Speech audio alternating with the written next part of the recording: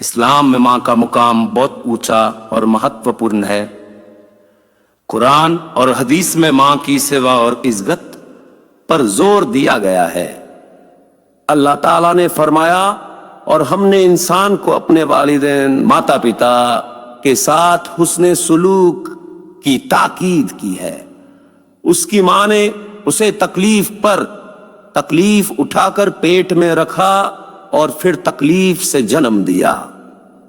حدیث میں آتا ہے کہ ایک صحابی نے نبی کریم سے پوچھا، یا رسول اللہ، میرے اچھے برتاؤ کا سب سے زیادہ حقدار کون ہے؟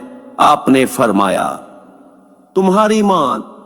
اس نے پھر پوچھا، پھر کون؟ آپ نے دوبارہ فرمایا، تمہاری ماں۔ تیسری بار بھی یہی جواب ملا اور چوتھی بار کہا، تمہارے والد۔ اس سے ثابت ہوتا ہے کہ ماں کا درجہ باپ سے بھی 3 گنا زیادہ ہے۔ ماں کی سیوا کرنا، اس کی دعا لینا اور اسے خوش رکھنا جنت کے دروازے کھول دیتا ہے۔ حدیث میں یہ بھی ہے، جنت ماں کے قدموں کے نیچے ہے۔ اس لیے ہر مسلمان کا فرض ہے کہ وہ ماں کی خوب عزت کرے اور اس کی خدمت کو اپنا سوبھاگیہ سمجھے۔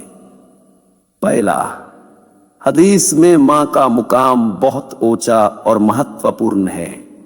قرآن اور حدیث میں ماں کی سیوا اور عزت پر زور دیا گیا ہے۔ درتا